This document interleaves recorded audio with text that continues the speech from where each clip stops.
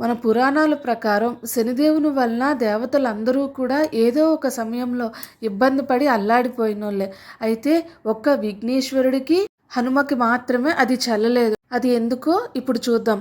లంకలో ఉన్న సీతాదేవిని రక్షించడానికి హనుమ సముద్రంలో ఒక మార్గాన్ని నిర్మిస్తారు.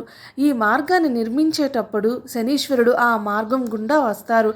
అయితే అందరూ హనుమకి సాయం చేయడానికి వస్తారేమో అనుకుంటారు. కానీ శనీశ్వరుడు, నేను నీ తలపై కూర్చోడానికి వచ్చాను, సీతాదేవిని రక్షించడానికి అంతరాయం కలిగించడానికి వచ్చాడు అని స్వామి హనుమ తెలుసుకుంటారు. సరే, తలభాగం వదిలి కాళ్ళు భాగం పట్టుకో అంటారు హనుమ. దానికి శనిదేవుడు సమ్మతించి కాళ్ళు భాగం పట్టుకునే లోపు కాళ్ళు అడుగు భాగంలో తన మహిమతో హనుమ శనీశ్వరుని అణిచేస్తారు. అప్పటి నుండి కూడా హనుమ పాదాల దగ్గరే శనీశ్వరుడు ఉండిపోతారు. అందుకే హనుమకు పూజ చేస్తే ఎలాంటి శని దోషాలైనా పోతాయి అంటారు. జై శ్రీరామ్.